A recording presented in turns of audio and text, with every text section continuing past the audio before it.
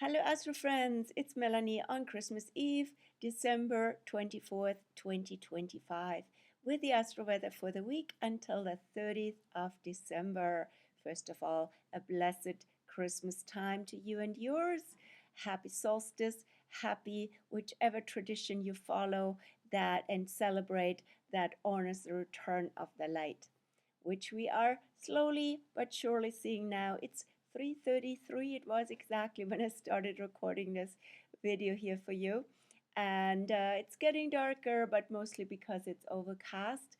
And yeah, we are counting the seconds and minutes that we have more daylight gradually but surely, with the Capricorn sun climbing up the ecliptic just like a goat.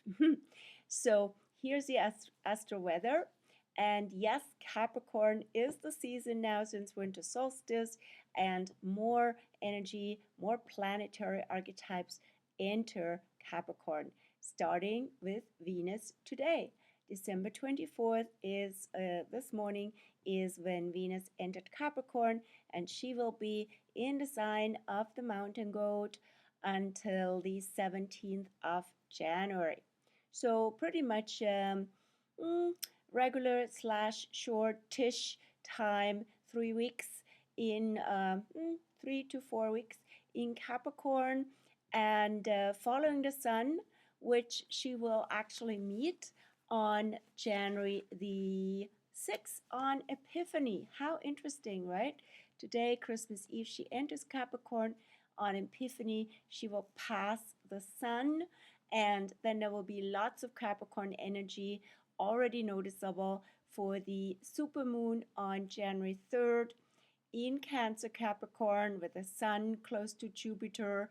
And on the Capricorn side, we'll see the sun. Sorry, I said the sun. I meant the moon close to Jupiter. And on the Capricorn side, we have the sun, Venus, and Mars, and even Mercury at the time already in Capricorn as well. So in all, the energy is becoming more solid, more grounding, become more back to essentials, priorities, what matters most at the end of the day. Time is precious, and we use time and resources well.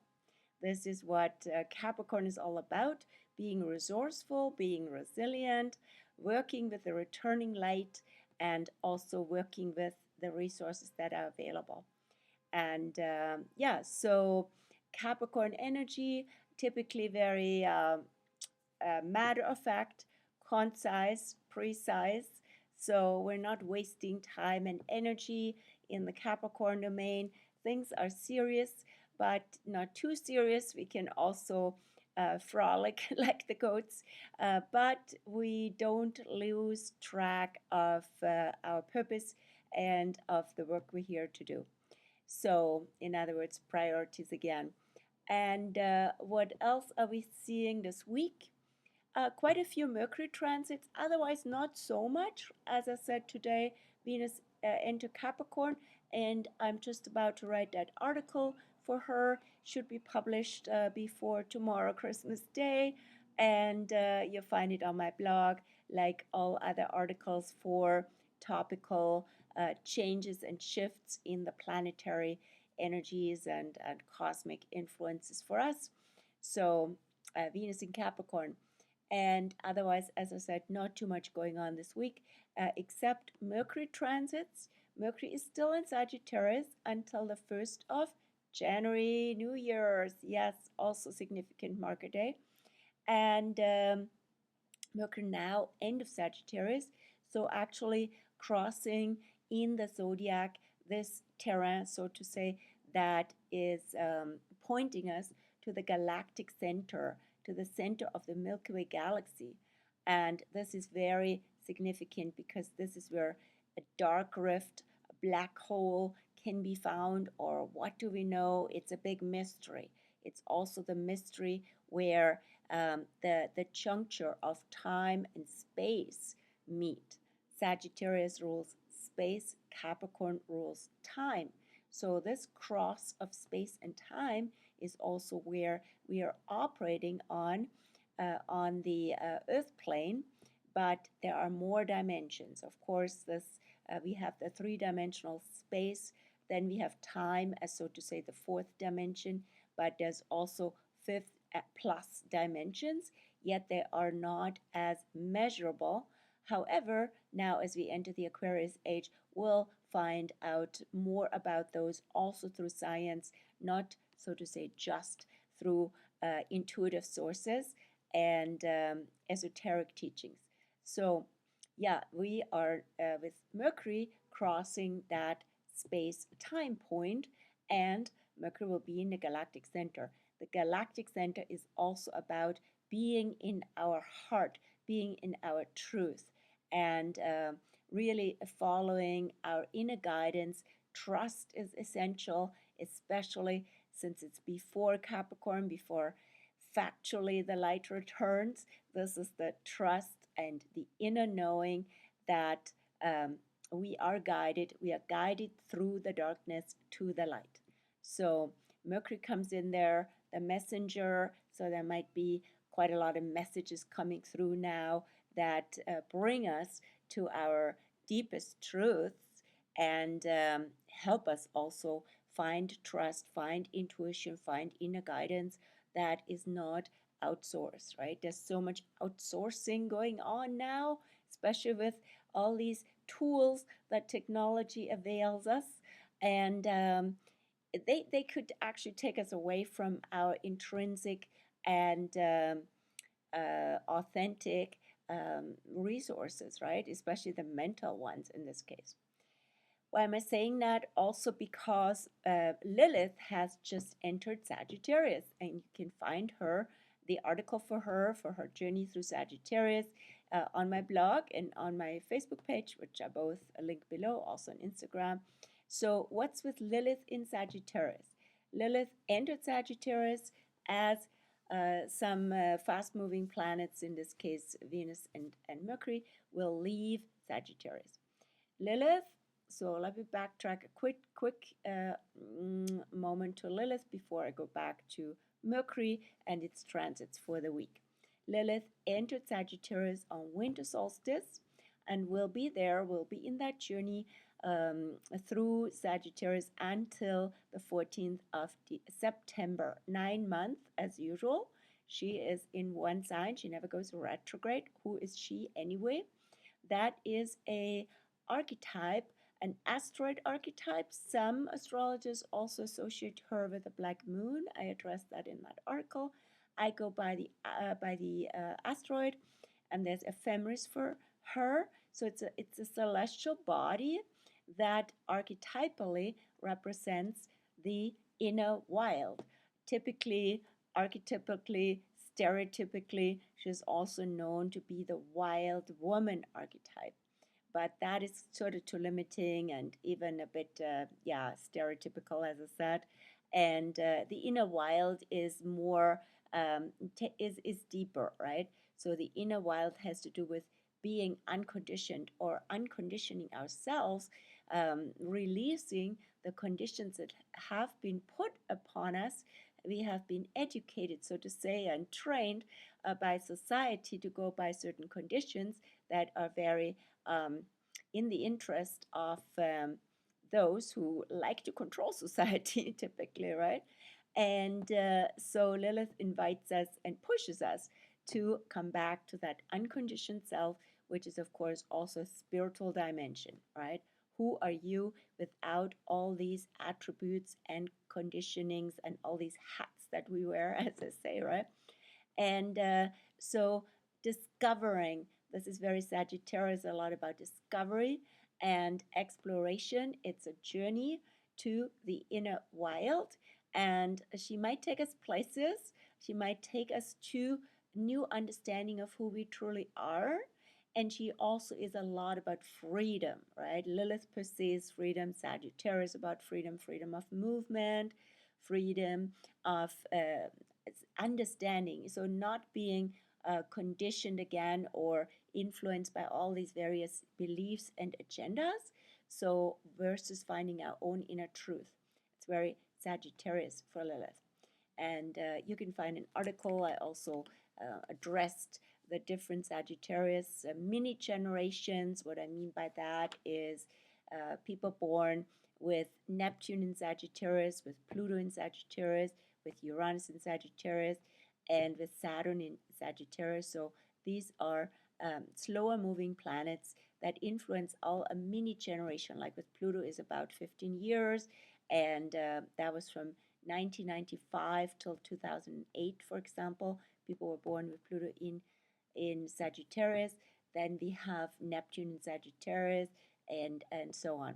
And how can Lilith affect you as a mini generation, right? A whole soul group born with this constellation.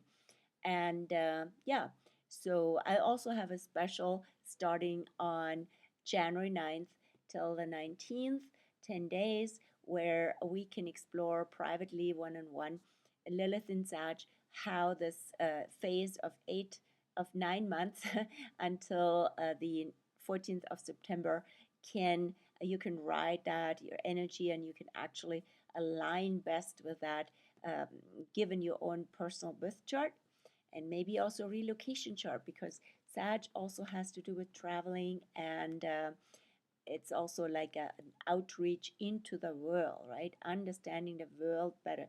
World view often also comes through being in other places on planet Earth, and who knows, they might become your new home or a home away from home, and so on. So I have a special on that is from the 9th to 19th, and on the 9th I'll also host a Lilith in Sagittarius Parlour. These parlors are always very popular, especially when it comes to Lilith. So you're most welcome, especially if you have anything in Sagittarius or your own Lilith in Sag. So we gather, there'll be one group in the afternoon and one in the evening. One of them will be online, one in person, we'll find out. And so back to Mercury in Sagittarius now, still, as I said, Galactic Centre at the very end of it. Let me just go to my cheat sheet for the Mercury in Sag aspects of this week. The first one will be on the 27th, actually two of them. Yeah, the computer's waking up. Two of them on the 27th, Mercury end of Sag will be in quincunx, that's 5 signs apart, with Jupiter currently retro in Cancer, and also in a fire trine, so that's 4 signs apart, same element, fire to fire. Mercury in Sag with CHIRON retro and almost going direct on January 2nd, end of ERIS, and CHIRON comes also with ERIS, E-R-I-S. ERIS, ERS is now end of ERIS, and has been in ERIS almost the whole 20th century until the the whole 20th century until the mid 21st century. So that's a long-term influence. Aries is the archetype, also an asteroid archetype that has to do with division and strife, and often, especially there with Aries, leading to wars. With Chiron in Aries now joining joining Aries these years, we can see the wounds of war more than ever. That will be especially in the last 2-3 years, as we know. And yet at the same time, we're also called to access the medicine for the wounds of war. So, and also it has to do with where do wars start.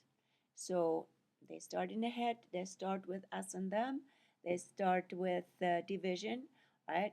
They start with antagonizing and all that. So we need to heal where it all starts, and start with ourselves. And Chiron retrograde until January 2nd still, since July it happened, has shown us a lot about our old and inner wounds around Aries. And what could that be? Like being very, belligerent, antagonistic, selfish, competitive is also Aries, or rushing into things. So we're also now healing the wounds of this rush, rush, rush, right? That is very much in our society. Everything has to go fast, instant gratification, and such. So here comes Mercury, end of Sag, going into that alignment, which is a favorable one, with Lilith, say Lilith again, with Eris and with Chiron. So the end of Sagittarius energy brings deep intuition, wisdom, and yeah, so seeing the bigger picture of it all, right? And understanding, right? Understanding what's going on here. How can that then help with healing those wounds in ourselves and also in terms of contributing to our smaller and larger circles and to the world with that? Of course, there's always more to explore on a personal level, and that makes it also much more, yeah. That there's with the personal experiences, it comes more live. Now, when I'm talking about, it's relatively abstract, right? So it's nothing like in a personal session. And so Mercury will also go in this 5-sign apart aspect quincunx, it's called, with Jupiter in Cancer, which is interesting because Jupiter rules Sagittarius, right? So there's an inner link between Sagittarius Jupiter in that, and that is also about Jupiter in Cancer this year has a lot to do with finding our home. Jupiter is currently retrograde, finding our home within, or also memories, right? Especially Christmas, right? Memories are brought back to the past and to family, belonging, home, right? And then Mercury in Sagittarius says, yeah, how do I understand the big arc in my life and with this big journey that is always taking me home to my taking me to my inner home, but also the journey with family, with our own personal history, with home, with ancestors in that regard, with Christmas is past and all this, right? Then we have on the 29th, we have Mercury, end of Sag, still squares Saturn, end of Pisces. And end of Sag is also double Sag in the Decanate. So this is really about truth. It's really about freedom, about understanding. And also it can be about an agenda. It can be about a certain path that can become too solidified and can turn righteous, especially when we have the Saturn the Saturn connection here. So Saturn in Pisces says rather let's not be too dogmatic when it comes to spirituality and connect. And let's not create obstacles to connection, which actually matters most. Connection with each other, with ourselves, with God, with the divine, with the universe, right? So there's been all these intermediaries as in religions and such, right? And we can see that too, right? That we have our own intrinsic truth, our intrinsic connection, and we don't need an authority figure to tell us what to do, what not to do, which rules to obey to be a good, participant in the whole story. And so there can be some kind of conflict. There can be also some practically some communication issues with people. But again, take the high road, says Sagittarius. Aim to understand what's going on. And from a Pisces, connecting with Saturn, don't block the connection. Don't be too judgmental. Everybody's on their journey, right? And then we have this week, early Capricorn. We're in early Capricorn since the 21st, winter solstice. And that goes until 31st, New Year's Eve. Early Capricorn has another Capricorn undertone, so we are really now working with the returning light. We are really now setting priorities. We know what matters most, and all of this comes out very strongly, of course, with all the celebrations that are going on right now, which can also bring out, can also lend itself to some seriousness, like even feeling, oh my gosh, now it all comes back to haunt me, just like the Christmas carol. Um, at Christmas, it all comes together, feels like a karmic time, also a cause and effect. If you haven't been out much and haven't had lots of social connections, then you see that a lot at Christmas time, sadly, or also when the connection with family hasn't been so good. And then, so let's not be too hard on ourselves and also too judgmental of them, of ourselves. But again, come back to simplicity. It's also an earth sign, Capricorn is. Come back to nature. Nature's always here for us, and nature's always renewing itself and being such a role model, so to say, right, for working with what's here, being perfectly aligned with the seasons. Then we have now the waxing moon, and because we had the new moon, just the galactic new moon, just before winter solstice, that was the 19th, and the next full moon will be on the 3rd of January. That will be the last of 4 super moons, as I said, in Cancer Capricorn. So now the moon is waxing and is currently in Aquarius, will enter Pisces this evening. How beautiful for Christmas Eve. So the moon will enter Pisces at 5:09 p.m. Pacific. That's only in a bit more than an hour. So I go with that Pisces moon. Now we don't have to go back to the Aquarius retrospective. And Pisces moon will be on all day tomorrow, Christmas Day, all day Boxing Day, 26, and also until, just after midnight from the 26th to the 27th. So that Pisces moon, of course, is also a very magical, mysterious, the Christmas mystery comes out. It's a very beautifully connecting energy. So the openness, right? When we open to receive miracles and synchronicities, and when we are in a certain vibration, all of that is Piscean, right? Be it by, our, spiritual attunement. Music is beautiful for that. Love in general, right? That can attract those miracles and synchronicities even more so. And it's all about connecting with the Pisces moon. Then, but don't be overwhelmed, right? So the moon will also be with Saturn on the 26th and with Neptune then later in the evening of the 26th. So don't buy into, go into that overwhelmed state with the Pisces moon, especially all the different energies we're exposed to with the various celebrations and people. So take it easy there. And also, it's good to release what, so to say, is not yours and allow things to be washed through and out. Then we have a quite beautifully renewing ERIS moon on the 27th and 28th, that next weekend. Yes, it's a weekend also with all the holidays until just the early morning of the 29th.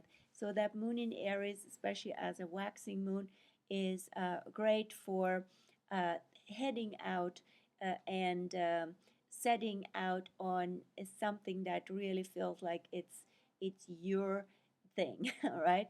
So do something for yourself and be authentic. Maybe be with more Aries friends, Aries moon friend. I will meet on Saturday.